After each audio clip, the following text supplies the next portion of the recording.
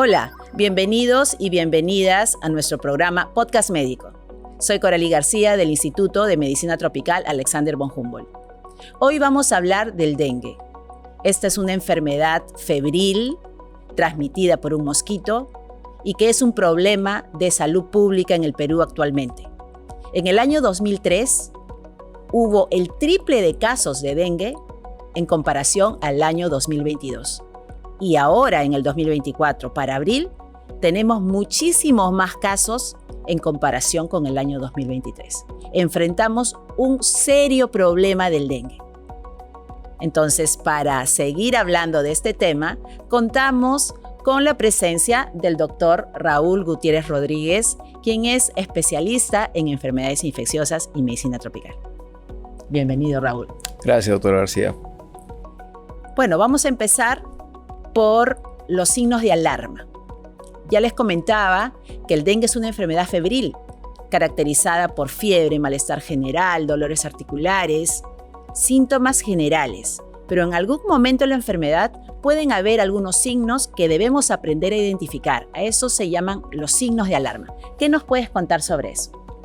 Bueno, signos, como su propio nombre lo dice, difieren mucho de la primera fase del cuadro clínico que acabas de describir, Coralie.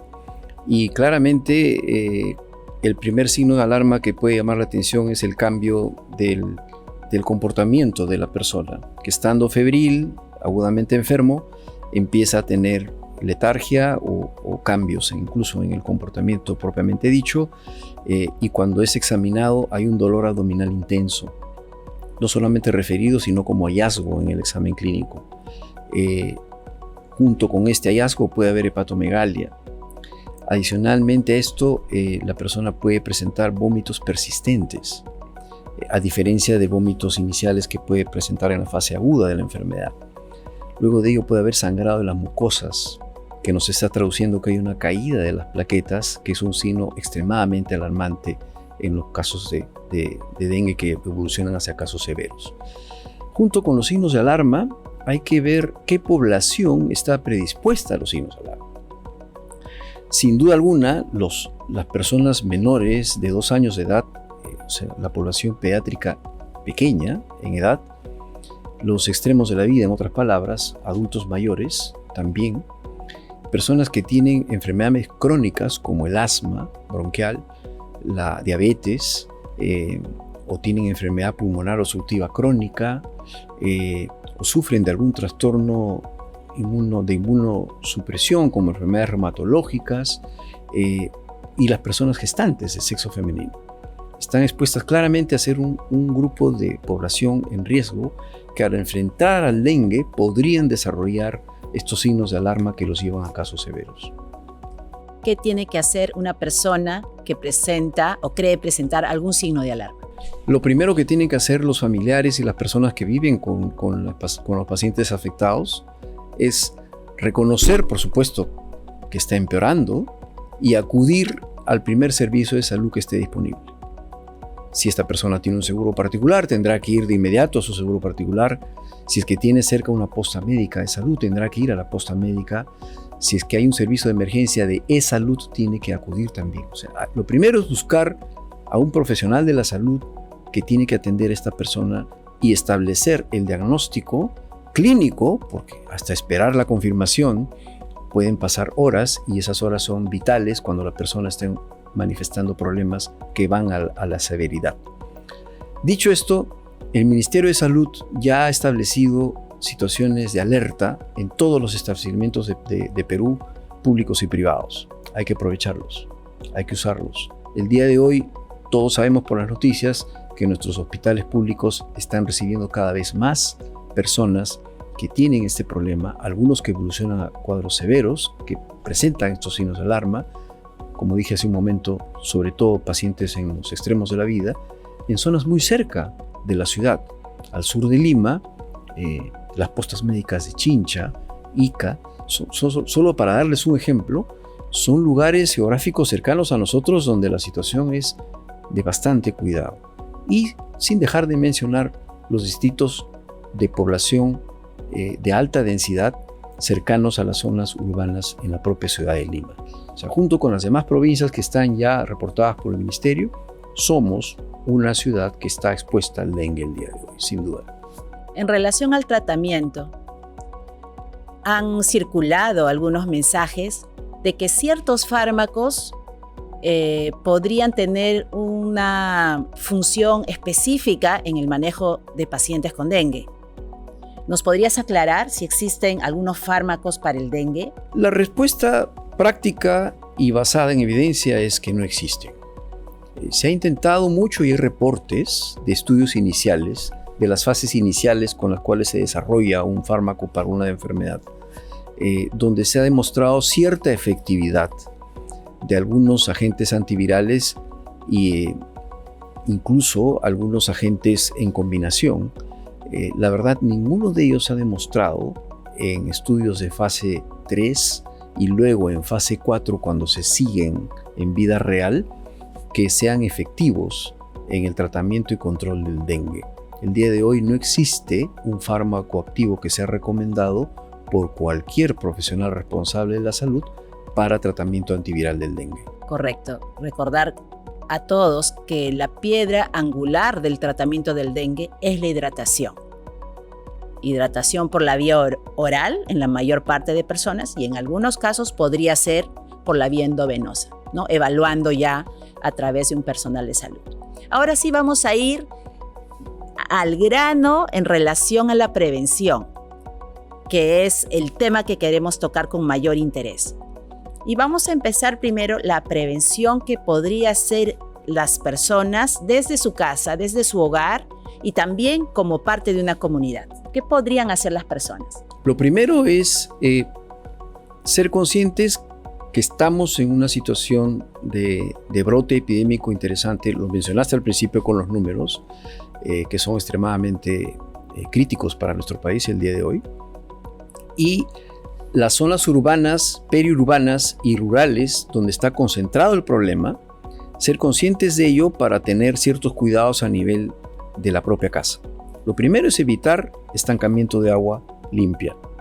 Y eso significa que si uno no dispone de agua potable y recibe agua a través de contenedores, controlar los sistemas de almacenaje para taparlos y estar cubiertos para evitar que el vector, que es el zancudo que transmite la enfermedad, pueda poner sus huevos y luego van a crecer las larvas en este tipo de agua.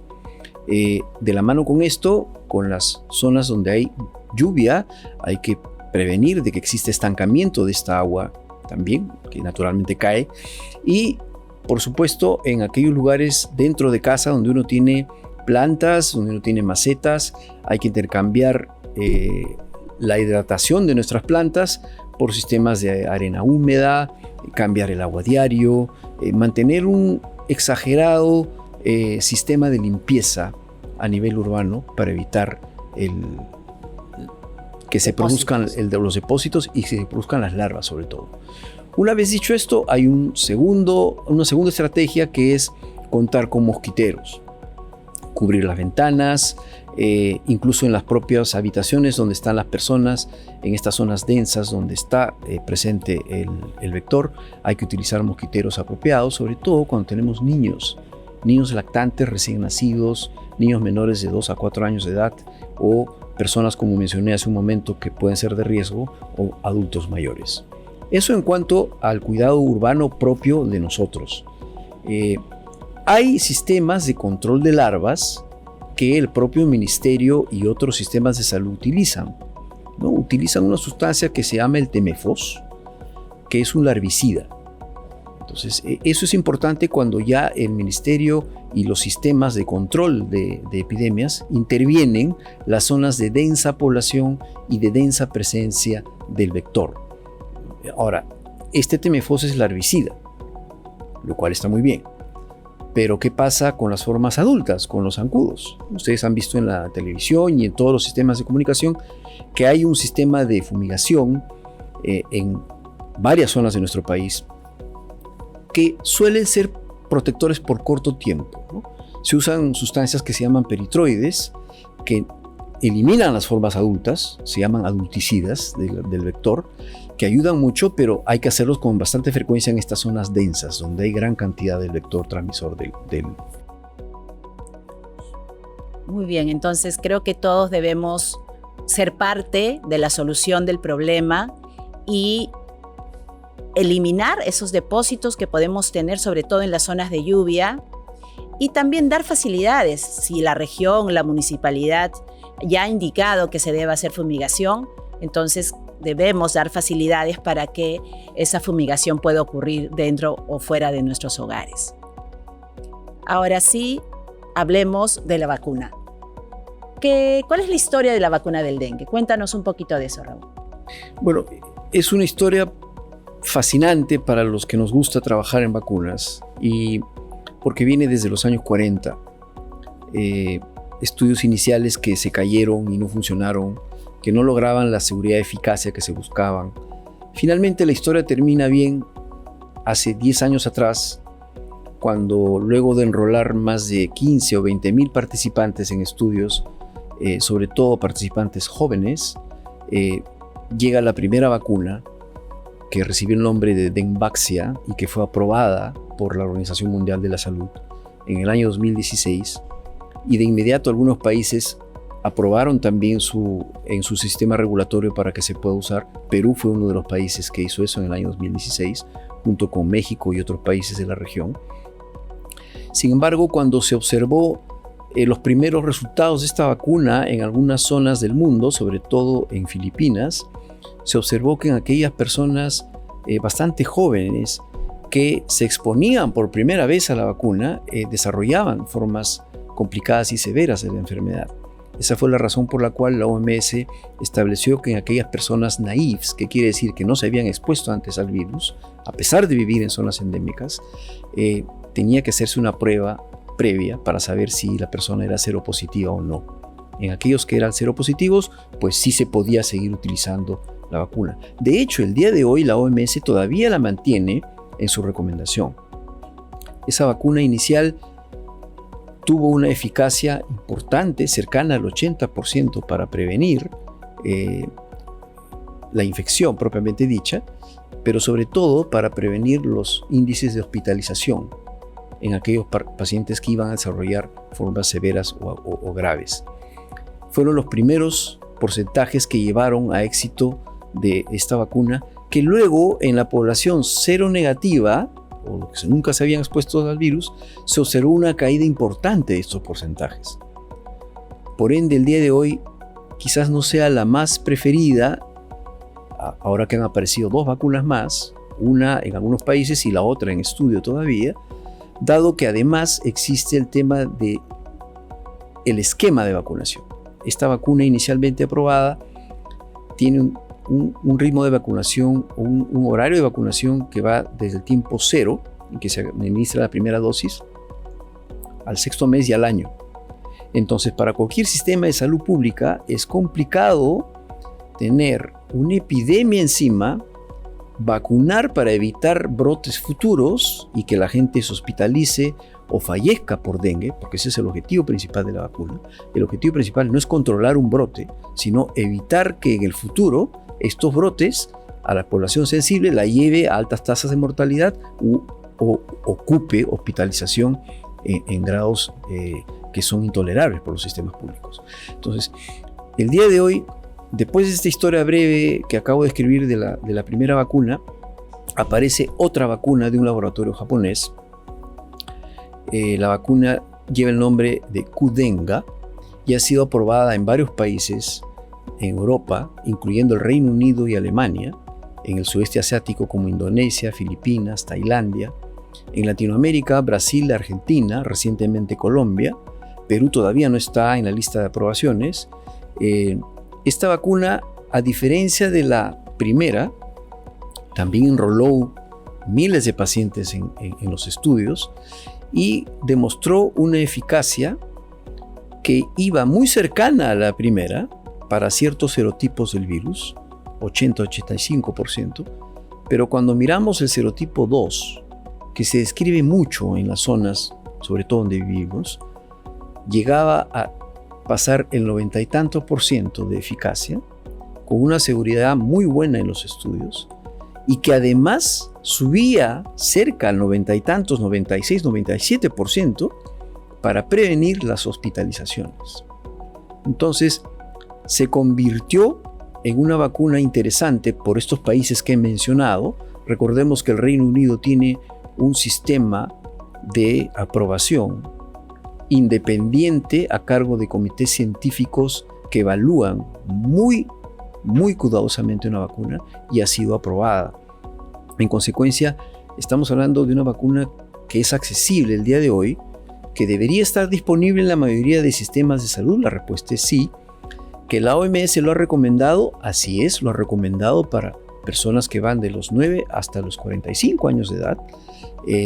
En los estudios iniciales de esta vacuna, en los fase 3, que el día de hoy se está en seguimiento, la población que se incluyó, 20 y tantos mil personas, iban de 6 a 16 años de edad. Sin embargo, cuando uno hace los seguimientos a los 5 años, se da cuenta que la población adulta puede ser vacunada de la misma forma y efectiva.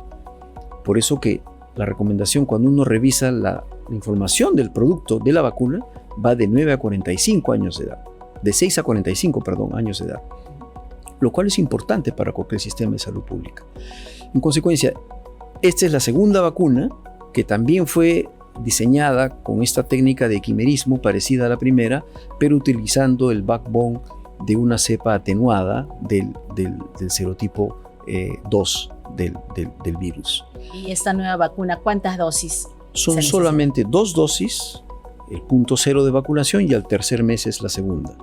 Suena un poco más sencillo de manejar a nivel de salud pública. ¿Faltan los seguimientos? La respuesta es sí.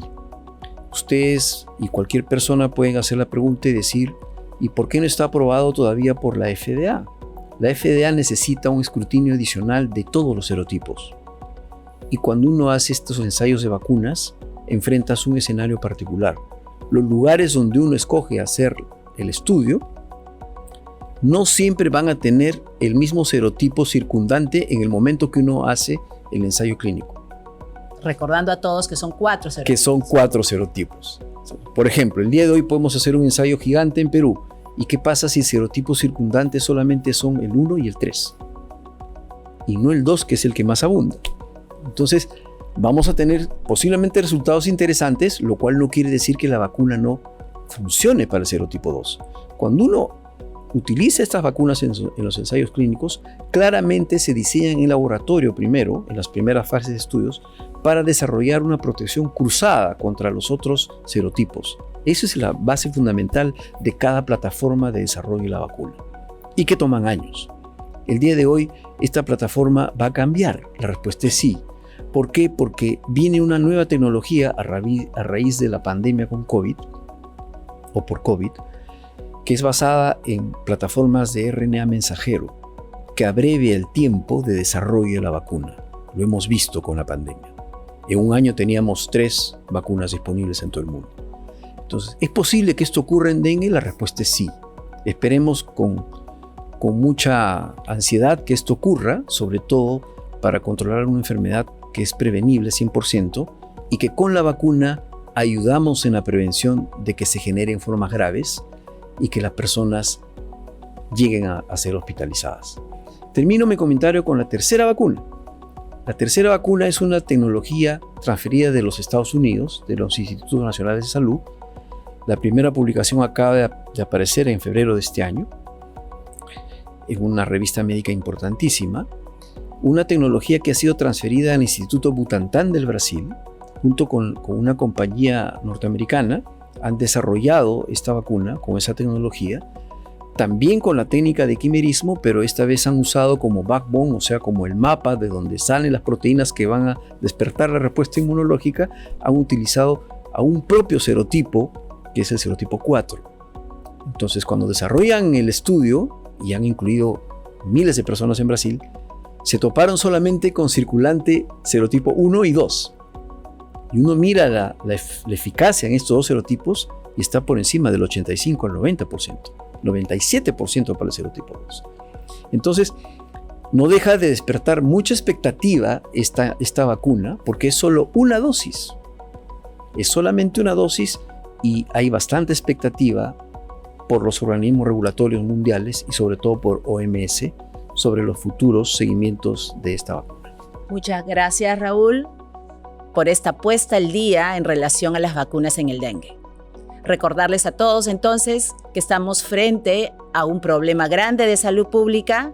Tenemos que reconocer estos signos de alarma, acudir a los centros de salud para atención en caso de que presentemos estos signos de alarma, estar también pendientes y aportar en las soluciones, en la limpieza dentro de la casa, de esos lugares donde podrían crecer los zancudos, y también, por supuesto, reconocer que en el camino existe una vacuna que todavía no se ha iniciado en el Perú, pero que ya países cercanos como Brasil o Argentina han iniciado sus procesos de vacunación. No se olviden de seguirnos en nuestro canal cayetano.plus y también a través de Spotify. Gracias.